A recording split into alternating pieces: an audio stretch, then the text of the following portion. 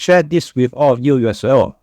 So since the end of last year, foreign enterprises have steadily acquired land in Malaysia for a new data center, and construction contracts already.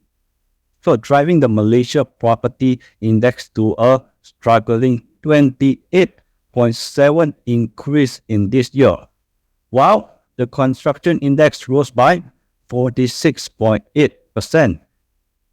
So over the past year, 600 acres of land has been allocated for data center construction. So with the land transaction value surpassing 2.65 billion, translating to an average price per square foot ranging between 75 ringgit and to the range of 160 ringgit.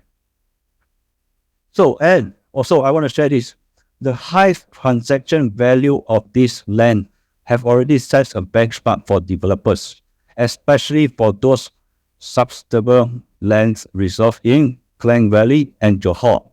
So the demand for the data center crucial is for artificial intelligence operations, and is expected to persist over the next 4 years. So enhancing bargaining power and also driving up lease prices. So based on capital expenditure estimation for major cloud computing and network companies' data center, is projected that between 2024 towards to 2028, data center construction capabilities will grow annually by 19%. Alright? Will grow annually by 19%.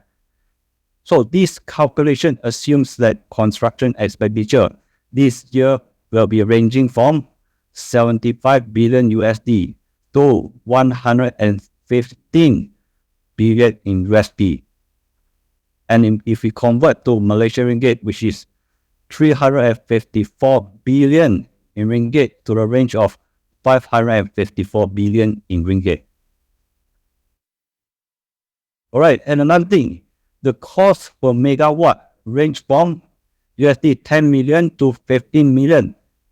This projections indicates of a shortage of 2 gigawatts in US market this year, and increase to 3 gigawatts next year, and reaching 4 gigawatts in 2026.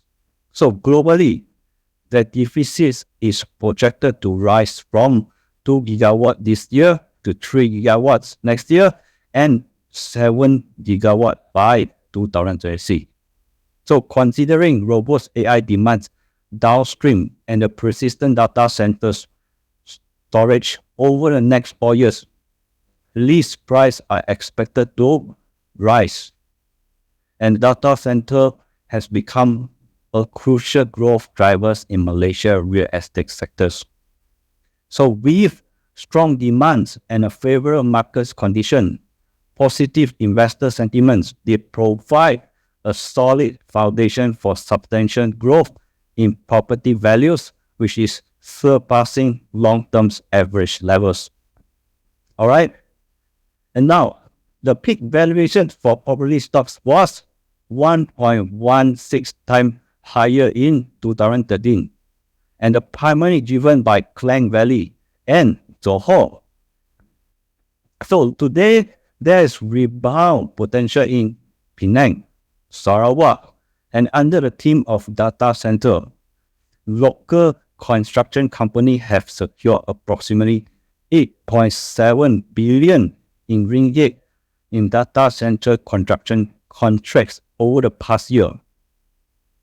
And what does this mean? These contracts are generally high in value, short in construction duration, and due to a mid to high single-digit profit margins, which is significantly boosting short-term to medium-term earnings for industrial players, right? And compared to other industrial construction projects, data center construction involved in higher complexity, thereby enhancing the landscape of local construction industry amid the growing trend of increased data centers orders. Understand?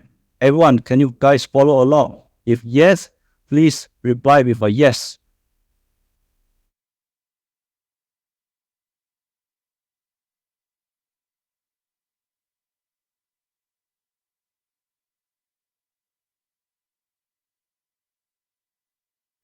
Okay. Now, in the next 6 months, Malaysia will see more projects building data center. Companies like Gamuda, which is the code is 5398, which is also in the construction industry, right? And Sunway Construction will also benefit from it. And since last year, local developers have sold lands to multinational corporations for building data centers due to high demand in artificial intelligence and also cloud computing and the Internet of Things. So, and also 6718, which is in property as well, has been significant, especially profitable, which is selling 6 plots in Pulau since November last year, which is totaling over 1.2 billion in Malaysian ringgit. Alright, and also Microsoft. Now, Microsoft plan to invest 2.2 billion in USD, not ringgit, in USD, right? So for ringgit, it's about 10.3 billion in ringgit. And over 4 years in Malaysia cloud and AI infrastructures in very big, which is very significant, right? They have also acquired land in Johor, including 171 acres from Kaskando and 123.1 acres from Iskandar district under EcoWorld. And foreign business prefer Pulau and Iskandar district in Johor. Then Selangor and Shah Alam, which is data centers need a lot more space, which is energy, water cooling, and Malaysia and other emerging markets benefits from a lower energy and a low cost compared places like Hong Kong and Singapore, right? So the high electricity demands from data center will boost the utility sectors. Increased electricity needs will also lead to more investment in power supply and distribution, which is all this is connecting to each other.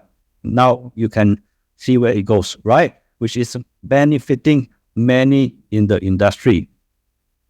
So Peninsula Malaysia may need 17 to 31 gigawatts more power capacity in the next 10 years. So company like who will benefit from it? Company like Tenaga Nasional will benefit from it, right? And Malakoff as well stands to gain the shorter power agreements with the government and the industry. So positive developments in electronics, electricals, and data centers will continue driving growth in the construction, property, technology, and utility sectors in the later part of this year. Now, all of you can have a clear understanding. Everything is connecting to each other, right? Alright, now, let's move on to our last but not least topic, which is our number 4 topic, effective unwinding strategies and making the best decision of your portfolio. Alright, last week, we focused on teaching technical methods for following trends in the stocks market. Right, these methods can help us to make smarter decisions about when to exit our stocks investment. So it's important to ride the upwards trend to make profit, following along the trend to keep on making profit, right? And to align our stocks operation within those trends. So if we go against the trend, our efforts and money will be wasted, right? So that's why I emphasize teaching trend following in our course. So using advanced AI trading system can also help investors to analyze data and to use algorithms to create strategies investment. And this can minimize losses and maximize potential profit, especially during market downturns or when holding into losing stocks, which is negative. All right.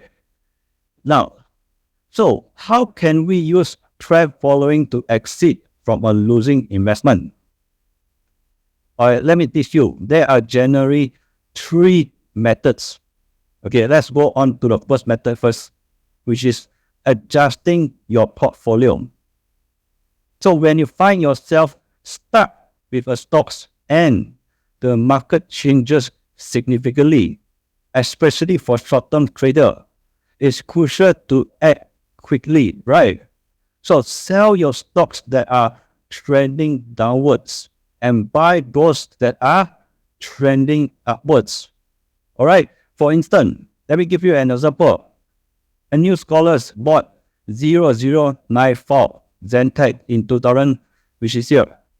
This is Zentek in 2020, right?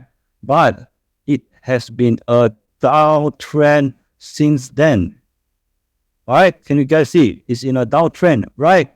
And as you can see, of course, KLCI was on a downtrend as well. But in the first half of 2024, you can see that KLCI index has been consistently rising, which is going up.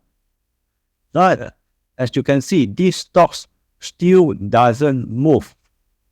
This stock is clearly not performing well compared to the market, right? So what is the point that you are still holding on it? There's no point, right? So holding on it into making no sense, just making no sense if you keep on holding and you are just accumulating, putting your money stuck there. This is where portfolio adjustment come into play. All right, clear on this first part? If yes, please reply with a clear.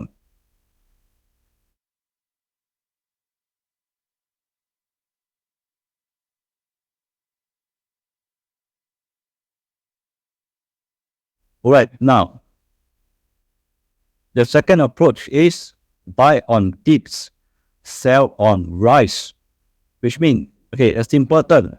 Buy on low, sell on high, right? So buying on dips and selling on rise repeatedly can increase the probability of successful disengagement. So for example, with our earlier position in 5028 HD Baidu, despite a significant short-term negative news causing a sharp decline, right?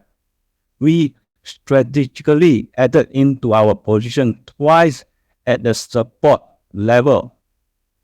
And when we add at our support level is to achieve a break-even and then to make profit. So our AI trading system has also played a role here, which is using K-means clustering and sum change point direction to execute buy orders on dip and sell them on high, which is, for example, like here, buy here, and buy here, but sell here and sell here, right? So this is what we call buy low, sell high. So thereby is also when you buy low, sell high, which what does it mean? Reduce your average holding cost. What we do here is to reduce our average holding cost. So this approach requires precise timing of entry and exit point, which our AI training system efficiently accomplishes. Right. Okay. Now, what is the third method? Is to patiently wait. This approach is generally suitable for a long-term investor who will be patient to wait for their position to recover. Right. So making friends with time may also indeed test one patient. Of course, right? Sometimes patience can yield extraordinary returns, can give you a very wonderful returns. But the most critical aspect of patient waiting is assessing whether the stocks can rise in the future. You doesn't want to wait 1 year, 2 years, 3 years, but it doesn't rise, right? Then there is no point. When you have patience, you also need to know whether in a long terms you wait for something or so. Is it worth your patience of waiting? Is it worth your time? Is it worth your money stuck there? Right. Here, our trend following strategy comes into play, as we discussed in our previous class, where we learn to determine whether stocks is an upwards trend or a downward trend. Right. Stocks in an upward trend, even they are currently declining, should not break through their previous low and should shows a stable growth in fundamental, not just in technical, right? So such as consistent performance. So at such times, patient waiting becomes a viable strategy. Okay, for example, in our investment of 5264 Mala off on June 14, right? The stocks fluctuated in the range of 0.75 to the range of 0.75. And some scholars even lost patience during that period, right? However, through technical analysis, we identified strong support at 30 days moving average. And during the ceremony on June 30, we have already highlighted the stock's potential. Nothing is quick rebound without a breaking below of moving average 30, which is followed by a bullish candle breaking out on July 1st, right? Here, as you can see. Right, so leading to a further gains. Thus, when the stock's trends remain intact, we can achieve profitability through patient waiting, anticipate the day to blooms, right? So due to time constraint, I will briefly share these 3 methods for resolving position today. And for tomorrow evening, I will provide a detailed explanation of strategy for managing individual stocks. And since it's holiday section, right, there won't be any assignment tonight. Alright, so tomorrow night, I will assign homework based on our learning content and discuss the logic and the reason for position in 5161 JCY for our Friday. So again, wish everyone a happy holiday and thank you for coming to my class even during holiday, especially to all our Muslim friends from Malaysia. Happy holiday. Alright. Now, it's already 9 p.m. It's already past 9 p.m. Today's class, actually, I have already covered a lot of content with all of you. And I'm also very, very happy that we can gather today to discuss, even on holiday, to discuss investment markets together. So I hope everyone gained something valuable tonight. All right. And remember, if there's anything unclear, you can collect our class note from our assistant after our class end. All right. Or leave a message for any course-related question. And now we conclude today's section for now. And I hope everyone benefit from these 1-hour learning courses. And a reminder, our next class will begin tomorrow evening at 8 p.m. All right, so it's July 8, 8 p.m. Tomorrow we'll be focusing on analyzing data from registration forms using AI system to tailor strategy for resolving position, and how to achieve break-even and even profit through practical application. Many scholars have already filled in the registration forms from during the holiday. For those who haven't yet, please do so promptly, as the AI data processing and analyze requires some time. All right? So again, thank you for being such a wonderful audience tonight. May the markets always be with you. And let's meet again at 8 p.m. on Monday. See you then. Have a good night.